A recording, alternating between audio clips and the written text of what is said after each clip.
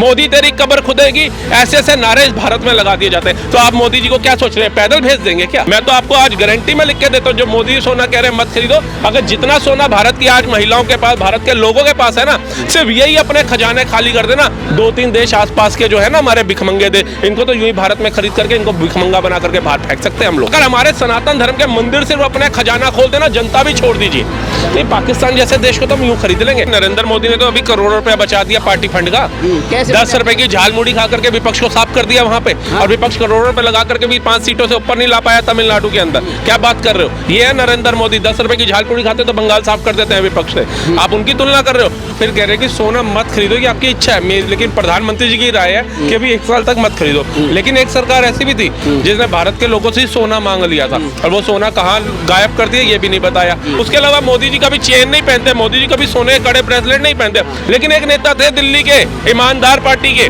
जो कहते थे शादी ब्याह में हम तो पैसा बर्बाद नहीं करेंगे, और अपनी लड़की की शादी में करोड़ों रुपया लगा दिया, देखा था। और भंगड़े पाने के लिए पंजाब से मुख्यमंत्री आ रहे हैं। बेटियों की शादी में ना शोरूम नहीं लूटते हैं, ठीक है जी। और बेटियों की शादी के अंदर ना सफाई के डांस नहीं कराए जाते हैं, लड़कों की शादी के अंदर 300 रुपए 300 करोड़ रुपए भारत का बर्बाद नहीं करा जाता है। पैरामिलिट्री फोर्स नहीं लगाई जाती है, अलग राज्यों से भी पुलिस बुला करके सुरक्षा में नहीं लगाई जाती है। इसका दृश्य क्या है, वो क्या रैलियां और भारत जोड़ो यात्रा, न्याय जोड़ो यात्रा, ये बंद करनी पड़ेगी। करोड़ों रुपया बर्बाद होता है। मोदी जी की रैलियों को लेकर के आज मैं देख रहा था विपक्ष जो है कटाक्ष कर रहा है कि मोदी जी ने बंगाल में रैलियां कर दी, ये कर दी, अब यूपी में चुनाव है, अब पंजाब में चुनाव है, रैलियों पे रोक लगाओ। अरे रैलियां तो विपक्ष भी करता है, उस पर भी रोक लगाओ ना, फिर सिर्फ मोदी जी पे रोक लगाओ। क्यों तुम रोक नहीं पा रहे मोदी जी को? नमस्कार साथियों, मैं रिंकेश जैन, आप देख रहे हैं भारत गान। और नरेंद्र मोदी जी ने, जो देश के पीएम है, उन्होंने सीधा सीधा हैदराबाद से कहा है कि आगे चल के विषम परिस्थितियाँ आने वाली हैं, तो देश को सजग रहना चाहिए, और इस सजगता के मुताबिक आपको वर्क फ्रॉम होम करना चाहिए, 1 साल तक सोना नहीं खरीदना चाहिए, और कम से कम अपने प्राइवेट वाहनों का उपयोग करना चाहिए, पब्लिक ट्रांसपोर्ट वाहनों का उपयोग करना चाहिए। क्या कहेंगे इस पूरे जो उन्होंने कहा देशवासियों को संबोधित करते हुए? पब्लिक ट्रांसपोर्ट का यूज करो, पब्लिक प्लेस पे जब भी जाओ, कहीं भी ऑफिस जाना है तो पब्लिक ट्रांसपोर्ट का यूज करो, पर्सनल वाहनों का यूज मत करो, 1 साल तक सोना मत खरीदो। और कोविड-19 जैसा जो रहा था भाई, वर्क फ्रॉम होम करना चाहिए, तो वर्क फ्रॉम होम का भी उन्होंने बता दिया। देखिए बिल्कुल होना चाहिए। ये तो फिर कह रहे हैं कि सोना मत खरीदो, ये आपकी इच्छा है, लेकिन प्रधानमंत्री जी की राय है कि अभी 1 साल तक मत खरीदो। लेकिन एक सरकार ऐसी भी थी जिसने भारत के लोगों से सोना मांग लिया था, और वो सोना कहाँ गायब कर दिया ये भी नहीं बताया। आपको याद होगा 62 के युद्ध के बाद नेहरू जी ने कहा सभी अपने अपने खजाने से कुछ कुछ निकाल करके दो, और बहुत सारे लोगों ने दिया, करोड़ों रुपए का उस समय में दिया। वो क्या हुआ उस पैसे का? अगर पैसे का यूज होता तो सेना को तो बुलेट प्रूफ जैकेट जो था मोदी जी के आने के बाद मिला। इन्होंने तो बुलेट प्रूफ जैकेट नहीं दिया, तो जूता क्या देंगे ये सेना को, जो इसके वजह से हमारी कैसी बात कर रहे हैं, बेइज्जत कर रहे हैं आप विपक्ष को। बुलेट प्रूफ जैकेट तो मिली थी पहले से, ये कहोगे क्वालिटी वाली मोदी जी ने दी। अरे बुलेट प्रूफ जैकेट पूरी जो होनी चाहिए हमारी सेना के जवानों के पास, वो थी नहीं। छातियों पे गोलियां खाते थे हमारी सेना के जवान, और गोलियां छोड़ो, इनके कार्यकाल में तो पत्थर खाते थे सेना के जवान कश्मीर के अंदर। आज पत्थरबाज भी गायब करे, आज गोली मारने वालों के घर में घुस के जवाबदेही देती है मोदी सरकार के कार्यकाल के अंदर सेना। और बुलेट प्रूफ जैकेट नहीं मिली, लद्दाख तक सड़क भी मिली। लेकिन हमेशा त्याग देश की आम जनता मिडिल क्लास ही क्यों करे? संघर्ष आम जनता और मिडिल क्लास ही क्यों करे? क्यों मोदी जी ये नहीं कहते मेरा कोई भी सांसद पार्लियामेंट में निजी वाहन से नहीं आएगा, पब्लिक ट्रांसपोर्ट से आएगा, मेट्रो से आएगा, बस से आएगा? क्यों विधायक, कोई विधानसभा में कोई विधायक अपने प्राइवेट वाहन से ना जाके पब्लिक ट्रांसपोर्ट से क्यों नहीं जा रहा है? मोदी जी समझाते क्यों नहीं अपने विधायक सांसद? जब उन्होंने देश को संबोधित किया तो उसके अंदर देश को जब संबोधित करते हैं ना, तो चाहे विधायक हो, चाहे सांसद हो, चाहे राज्यसभा मेंबर हो, ये सारे देश की जनता में ही आते हैं, ये देश के बाहर से नहीं आते हैं। ठीक है ना, कि सबको ही बोला गया है, ये नहीं कि पर्टिकुलर सोहन को बोला गया तो मोहन को नहीं बोला गया, सुप्रिया को बोला गया तो साक्षी को नहीं बोला गया। राहुल जी आप बात को घुमा रहे हैं। आप बताइए कोविड-19 जैसे गंभीर समय में भी कौन सा मंत्री विधायक था जो अपने प्राइवेट वाहन को छोड़ के पब्लिक ट्रांसपोर्ट वाहन से गया हो, बस से गया हो, मेट्रो से गया हो, विधानसभा सांसद? सर देखिए, सांसदों के बयानबाजियां भी होती हैं, इंटरनेशनल मुद्दे भी होते हैं, उनकी सुरक्षा भी जरूरी है। लेकिन हमने कोरोना काल के अंदर चाहे मनोज तिवारी जी हो, चाहे अन्य उनके सांसद गण हो, सब एक ही गाड़ी में पार्लियामेंट जाते हुए हम लोगों ने देखे हैं। ठीक है, विधानसभा के अंदर मात्र 3 विधायक थे, कांग्रेस के 3 या बीजेपी के 3 या 4 2025 चुनाव से पहले। ठीक है, वो तीनों एक ही गाड़ी में जाते थे विधानसभा के अंदर सचिवालय तक। तो ये तो हमने दृश्य देखे, लेकिन वो विपक्ष का दृश्य क्या है? वो क्या रैलियां और भारत जोड़ो यात्रा, न्याय जोड़ो यात्रा ये बंद करनी पड़ेंगी? करोड़ों रुपए बर्बाद होता है। मोदी जी की रैलियों को लेकर के आज मैं देख रहा था विपक्ष जो है कटाक्ष कर रहा है कि मोदी जी ने बंगाल में रैलियां कर दी, ये कर दी, अब यूपी में चुनाव है, अब पंजाब में चुनाव है, रैलियों पर रोक लगाओ। अरे रैलियां तो विपक्ष भी करता है, उस पर भी रोक लगाओ ना, फिर सिर्फ मोदी जी पर रोक लगाओ क्यों? तुम रोक नहीं पा रहे मोदी जी को। लेकिन खुद की गिरबान में झांकना भी तो जरूरी है। विपक्ष कहे ना कहे, मोदी जी को रैलियों पर रोक तो लगाना चाहिए, क्योंकि पेट्रोल डीजल तो वहाँ भी बर्बाद हो ही रहा है ना। सर कितना चुनावी खर्चा ऐसा होता है जिसे पार्टियां रोक सकती हैं, लेकिन फिर भी करती हैं। देखिए रोक सकते हैं, लेकिन नरेंद्र मोदी ने तो अभी करोड़ों रुपया बचा दिया पार्टी फंड का। कैसे 10 रुपए की झाल मुड़ी खा करके विपक्ष को साफ कर दिया वहां पे। और विपक्ष करोड़ों रुपए लगा करके भी 5 सीटों से ऊपर नहीं ला पाया तमिलनाडु के अंदर। क्या बात कर रहे हो? ये है नरेंद्र मोदी। 10 रुपए की झाल पूड़ी खाते तो बंगाल साफ कर देते हैं विपक्ष से। आप उनकी तुलना कर रहे हो। सूट बूट जो कहते हैं 10 लाख का सूट, वो सूट कितने करोड़ों का बिका? जाइए गूगल तो करिए एक बार।